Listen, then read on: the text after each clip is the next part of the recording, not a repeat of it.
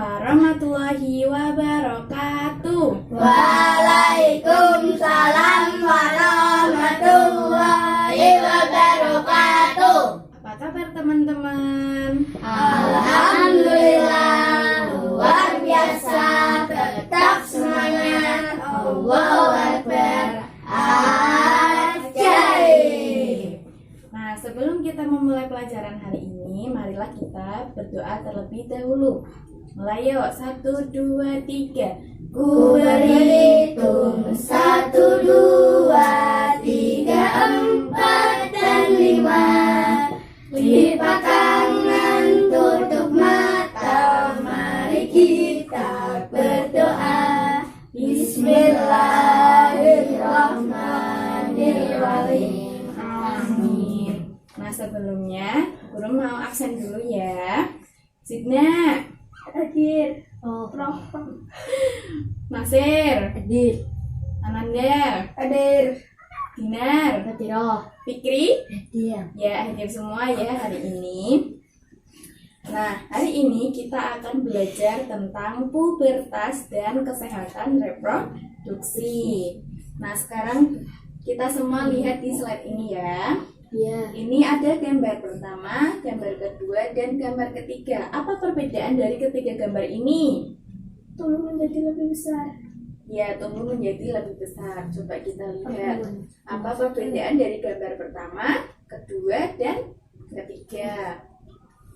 Gambar pertama adalah gambar pada masa anak-anak. Gambar yang kedua, Masa masa pubertas. pubertas. Nah, ini yang nanti akan kita bahas selanjutnya. Yang ketiga ada masa Dewasa. Kemudian, pubertas apa sih pubertas itu? Masa pubertas adalah merupakan masa peralihan dari anak-anak menuju Dewasa. Masa pubertas disebut juga masa akil balik. Nah, di situ kita sudah memasuki usia remaja.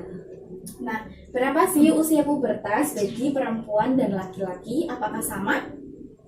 Tidak. Nah, berapa usia pubertas bagi perempuan? 10 sampai 18. 15. Nah, yang laki-laki berapa? Sampai 50. Coba kita lihat.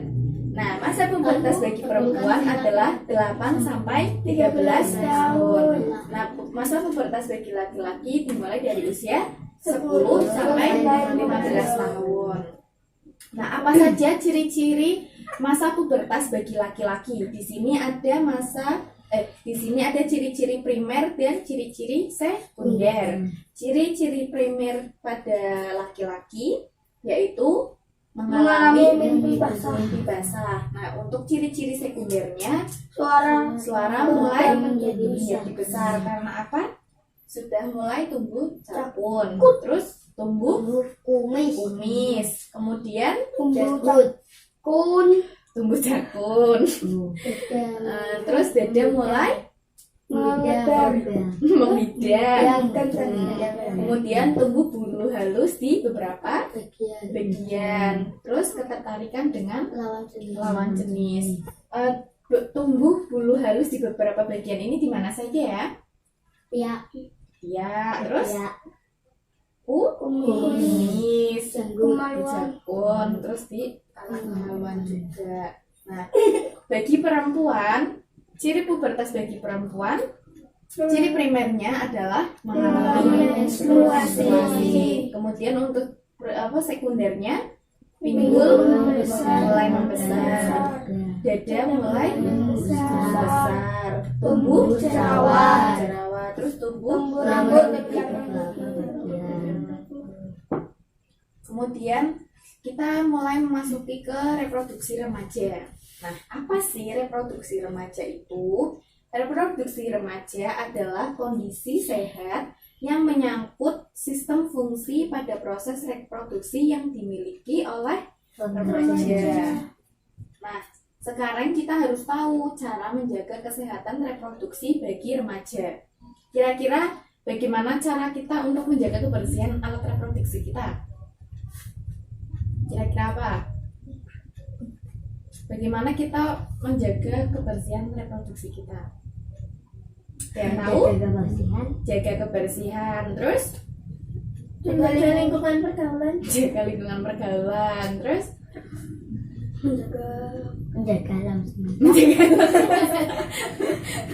coba kita lihat apa sih yang harus kita lakukan untuk menjaga kesehatan reproduksi, yaitu kita menjaga pakaian, menjaga kebersihan pakaian. Menjaga kebersihan pakaian. Menjaga kebersihan pakaian di sini itu mencakup pakaian luar dan pakaian dalam. Pakaian dalam, karena pakaian dalam itu kan sesuatu yang bahan yang digunakan harus yang menyerap keringat supaya organ dalam supaya organ intimnya itu tidak lembab. Karena kalau organ reproduksi kita lembab, itu nantinya akan tumbuh jakun akan tumbuh jamur.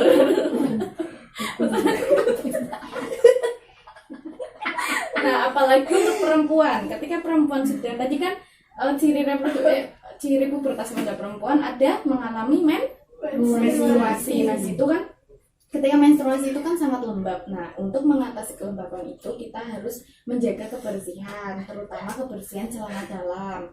Kemudian menggunakan pembalut yang bersih dan baru. Kemudian membersihkan alat kelamin setelah buang air.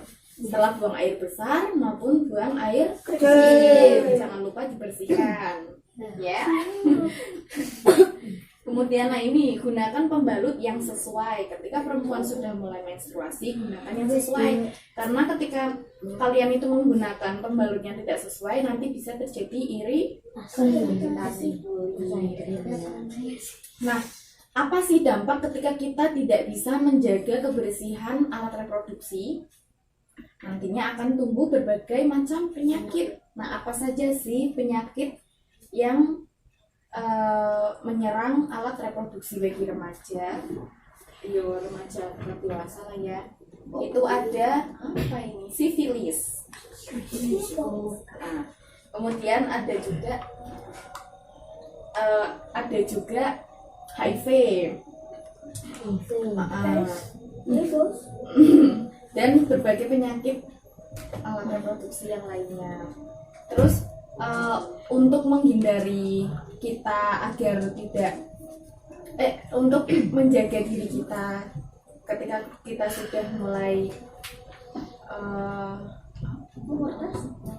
ketika kita sudah mulai memasuki masa pubertas, kita juga harus menjaga diri kita. Salah satunya dengan hindari seks bebas dan pergaulan bebas. Ya. Nah, kesimpulan dari pembahasan kita hari ini adalah tubuhku tanggung jawabku. Jadi tubuh kita adalah tanggung jawab diri kita. Ketika kita sudah mulai memasuki usia remaja, kita sudah mulai memasuki masa pubertas, kita harus bertanggung jawab terhadap diri sendiri untuk menjaga kebersihan tubuh, menjaga kebersihan pakaian, menjaga lingkungan yang baik, menghindari pergaulan bebas, menghindari seks bebas, ya. Nah, sekarang saya mau feedback, mau bertanya-tanya. Tadi ciri pubertas primer pada laki-laki apa? Mengalami mimpi basah. Ya, mengalami mimpi basah.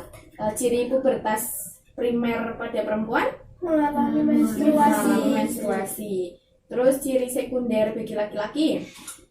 Tumbuh jakun, terus tumbuh rambut di beberapa bagian, terus bertumbuh kumis, terus dada melebar, terus dada membidang. Suara bagus ya. Yang sekunder bagi perempuan tadi apa saja? Dada mulai membesar. Kalau laki-laki dada mulai membidang. Kalau perempuan dada mulai membesar. Yang membesar apanya? Payudaranya. Kemudian pinggul mulai melebar. Terus tumbuh rambut di beberapa bagian. iya. Terus perempuan adalah mengalami ketertarikan kepada Orang lain. lawan jenis. lawan jenis. Nah, karena kenapa kita bisa mengalami ketertarikan pada lawan jenis padahal ketika masa kecil nggak terlalu tertarik gitu kan, karena itu termasuk dari perubahan hormon yang terjadi pada diri kita seperti itu. Ya, saya rasa cukup. Oh ya, kemudian itu tadi bagaimana cara kita menjaga alat reproduksi kita dengan menjaga kebersihan apa saja? Pakaian Pertama pakaian dalam. terus menjaga lingkungan supaya tidak masuk ke dalam lingkungan bebas dan tidak melakukan seks bebas. Iya. Sekian yang dapat saya sampaikan. Kurang lebihnya mohon maaf. Sebelumnya, untuk menutup perjumpaan kita hari ini, mari kita berdoa terlebih dahulu. Alhamdulillah Rabbil alamin. Cukup sekian. Wassalamualaikum warahmatullahi wabarakatuh. Waalaikumsalam warahmatullahi wabarakatuh.